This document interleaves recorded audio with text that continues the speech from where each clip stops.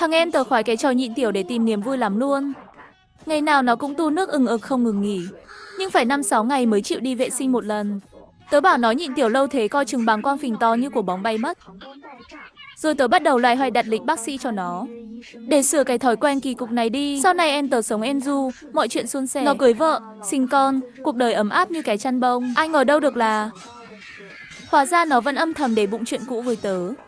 Đến nỗi đúng ngày sinh nhật tớ, nó cầm dao đuổi tớ chạy vòng vòng, xích to mở mắt ra lần nữa. Tớ lại quay về cái ngày phát hiện em tớ chơi trò nhịn tiểu. Thằng em ôm bụng lạch bạch từ nhà vệ sinh bước ra. Nhìn nó khổ sở mà tớ thấy hơi tội. Bụng nó to đùng như của bóng bay luôn rồi. Vậy mà nó vẫn nghiến răng tu thêm một cốc nước to đùng. Thế là bụng nó phình thêm một vòng, căng hết cỡ luôn. Mặt nó méo sạch, trông hơi ghê ghê. Còn tớ thì đứng một bên, mắt lạnh tanh nhìn hết đờ ra mơ. Vì tớ là người tái sinh mà. Nếu em thích cái cảm giác nhịn tiểu đến cực đỉnh vậy, thì kiếp này chị sẽ cho em tận hưởng đã đời luôn nhé. Em ơi, em sao thế này? Em bị bệnh gì hả? Tớ hỏi nó y chang kiếp trước. Nhưng lần này thì khác nha. Kiếp trước là tớ lo cho sức khỏe nó thật lòng. Còn kiếp này, tớ chỉ muốn đứng xem nó tự làm trò cười thôi. Không sao đâu. Em chỉ bị táo bón chút xíu thôi mà. Để em uống thêm nước cho nó trơn tru là ổn ngay. Nó lấp liềm với tớ y như kiếp trước. Tớ trong lòng cười thầm, uống nhiều nước mà đỡ được á. Chắc bụng nó phình to thêm vài vòng nữa thôi.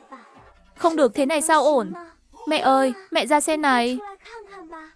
Bụng thằng tí tẹo sao mà to như cái trống thế này? Hay là nó bệnh gì rồi hả mẹ? Con trai, sao thế này? Sao thế hả? Trời ơi! Con cưng của mẹ ơi! Để mẹ xem con bị làm sao nào. Nghe bảo con trai cưng có vấn đề. Mẹ tớ cuống quýt chạy ra ngay lập tức. Lúc này thằng em muốn ngăn cũng chẳng kịp nữa. Nó đanh mặt mày xám xịt để mẹ quay như trong chóng kiểm tra. Mẹ thấy mặt nó tối sầm, cứ tưởng nó khó chịu lắm rồi. Mẹ đưa tay ấn ấn cái bụng bự của nó 2 cái. Nó nhăn nhó mặt mày, rên lên một tiếng nghe thảm thiết. Rồi trong bụng nó phát ra tiếng ong ọc như nước sôi luôn. Nhìn nó khổ sở thế kia. Mẹ tớ càng hoảng hơn nữa. Trời ơi, sao mà thế này hả? Bụng thằng tí tẹo sao đầy nước thế này? Hay là nó bị cái bệnh gì mà nước ngập bụng hả? Ôi không được, chuyện này nghiêm trọng rồi. Con nhỏ kia, còn đứng ngay ra đó làm gì? Chạy đi lấy xe ngay đi chứ. Đưa em đi bệnh viện kiểm tra nhanh lên. Tớ im re không nói gì. Nhưng thằng em thì cuống lên. Nó vội đẩy tay mẹ ra khỏi cái bụng phình to. Ông bụng cảnh giác như ông kho báu. Mẹ, con không sao thật mà. Chỉ bị táo bón chút thôi. Mẹ làm đồ ăn nhẹ nhàng vài ngày là con ổn ngay. Thế sao được hả con? Con trai cưng của mẹ ơi. Đi bệnh viện kiểm tra cho chắc ăn đi mà. Để bác sĩ cho thuốc, mẹ cũng yên tâm hơn. Mẹ yên tâm là được rồi, đúng không nào? Mẹ ơi, con thật sự không sao mà. Con thấy buồn buồn rồi đây này. Để con vào nhà vệ sinh một lát là xong ngay. Hết cách rồi. Thằng em đành chạy ù vào nhà vệ sinh. Xả hết đống nước nó nhịn bao lâu nay ra ngoài. Xong xuôi bước ra. Bụng nó xẹp hẳn xuống như quả bóng xì hơi. Mẹ tớ thở phào nhẹ nhõm. Còn thằng em thì mặt mày dầu dĩ, tiếc nuối ghê lắm. Con nhỏ kia, nhà mình chỉ có mỗi thằng em thôi đó. Con phải chăm sóc nó cho tử tế nghe chưa? Thằng tí tẹo là niềm hy vọng của cả nhà mình đó. Nếu nó có chuyện gì, mẹ cho con bay lên mày luôn đấy. Mẹ tớ dặn dò đầy lo lắng. Nhưng thực ra là lại muốn tớ chiều chuộng thằng em thêm. Kiếp trước tớ vì tin mấy lời này mà khổ cả đời. Nên kiếp này tớ không ngốc nghếch thế nữa đâu. Sống lại lần nữa, tớ quyết không để mình dại dột như trước. Trong lòng tớ hư một tiếng, nhưng ngoài mặt thì ngoan ngoãn hết sức. Mẹ yên tâm đi, con sẽ đối xử với thằng tí tẹo thật tốt. Con sẽ chăm sóc nó chu đáo lắm luôn. Tớ nhấn mạnh 2 chữ chu đáo nghe rõ to. Mẹ chẳng nhận ra ý tứ trong lời tớ nói. Chỉ nghĩ là bà đã thuyết phục tớ thành công. Gật đầu hài lòng. Thằng em vẫn cứ thích làm trò kỳ cục. Chỉ vì một chuyện nhỏ xíu thế này mà từ bỏ sở thích độc lạ của nó thì hơi bị khó. Nó vẫn ngày ngày uống nước, nhịn tiểu đều đặn. Nhưng sợ bị tớ với mẹ phát hiện, nên nó bắt đầu hành động lén lút hơn. Ngày nào cũng giả vờ chạy vào nhà vệ sinh để đánh lừa mọi người. Nó chỉ xả một chút xíu rồi dừng lại, xong lại tiếp tục nhịn tiếp. Đang xả giữa chừng thì ngắt ngang, nước bị dồn ngược lại, khổ không kể xiết. Nó chịu không nổi cảm giác đó, khổ sở lắm luôn. Ban đầu nó không kiềm được, tự tay bóp chỗ đó để ngăn lại luôn.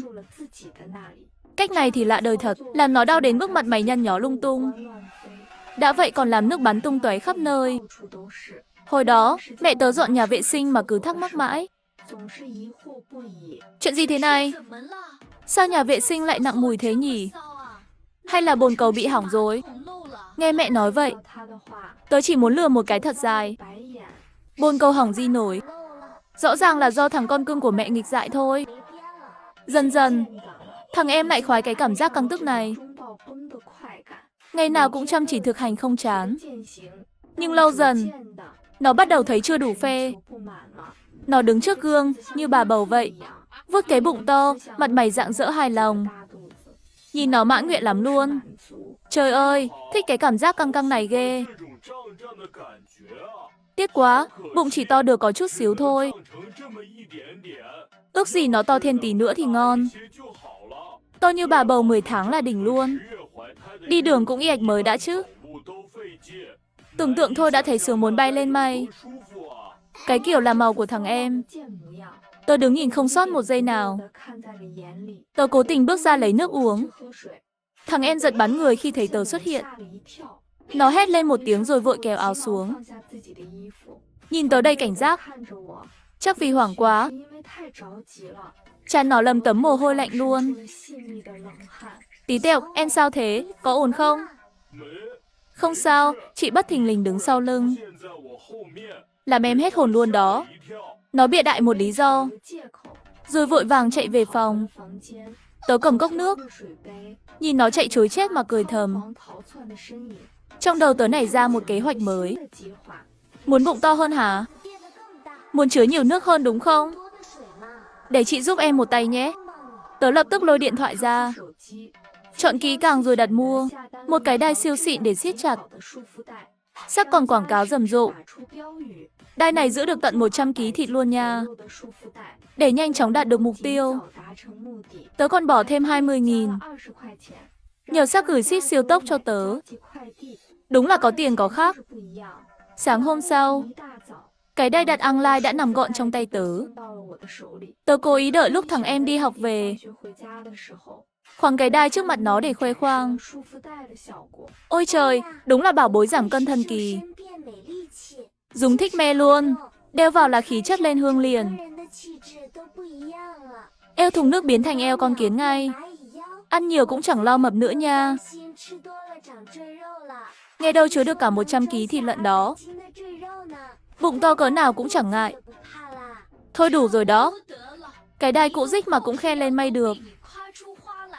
Trông con thế kia, dù có đeo đai thần tiên cũng chẳng hóa tiên nữa đâu. Béo u như heo ấy. Con bày đặt làm mấy trò này. Suốt ngày mơ mấy chuyện viển vông. Có tiền thì lo cho em trai con đi. Thằng tí tẹo vừa đẹp trai vừa có tương lai, chứ đâu vô dụng như con.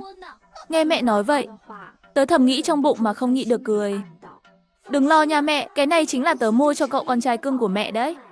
Dù sao nó cũng là sở thích độc nhất của em trai tớ mà. Làm chị đây, sao nỡ không ủng hộ hết mình được chứ? Nhìn đôi mắt long lanh thèm thuồng của thằng em, tớ biết ngay kế hoạch của mình trúng 100% luôn. Dạ vâng, mẹ ơi, con hiểu rồi ạ. Con không dám tiêu xài lung tung nữa đâu. Tớ giả bộ tiêu nghỉu, cất cái đai siết eo đi trước mặt nó. Dưới ánh mắt hao háu của thằng em, tớ đặt cái đai lên ghế trong phòng ngủ. Đến chiều, để tạo cơ hội cho thằng em chôm cái đai, tớ cố tình rủ bạn đi chơi ngoài. Mẹ ơi, con ra ngoài chút nha. Đến tối về lại phòng. Quả nhiên cái đai trên ghế phòng ngủ đã biến mất tăm không thấy bóng dáng. Tớ trong lòng hiểu quả rõ luôn. Ai là thủ phạm thì khỏi cần đoán cũng biết. Nhưng tớ vẫn giả vờ ngây thơ như không hay gì, la toáng lên cho cả nhà nghe. Mẹ ơi, tí teo ơi, cái đai tớ để trên ghế đâu mất tiêu rồi. Rõ ràng tớ để ngay trên ghế mà. Sao giờ tìm mãi không ra vậy nè? Ngày mai tớ còn hẹn người ta qua lấy hàng nữa chứ. La cái gì mà la sùm vậy hả? Về nhà cái là kiếm chuyện ngay. Cái đai rách của con ai thèm lấy chứ? Làm khăn lau mẹ còn chê nó không thấm nước nữa là.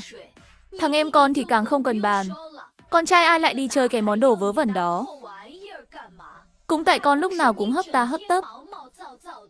Để đồ mà giữ không xong. Mẹ nói bao nhiêu lần rồi. Đồ không dùng thì cất kỹ vào. Thật là vô dụng. Thế á, em trai thật sự không cần món này hả mẹ? Tớ liếc thằng em với ánh mắt đầy ẩn ý. Cái bụng hơi phình của nó giờ đã xẹp lép như cái bánh tráng. Chắc chắn là nhờ công của cái đai rồi. Mấy ngày sau, vào buổi sáng, tớ đang ngồi trò chuyện với mẹ ở phòng khách. Bỗng từ nhà vệ sinh vang lên một tiếng hét toáng. Mẹ tớ giật mình hoảng hốt, lao vào đó nhanh như một cơn lốc. Nhìn một cái là mẹ mếu máo luôn. Thằng em ôm bụng, mặt nhăn nhó khổ sở. Sàn nhà vệ sinh ướt nhẹp nước tiểu tùm lum. Còn lấm lem vài vệt đỏ đỏ trông hơi sợ. Nước cứ chảy ra từ chỗ đó không ngừng.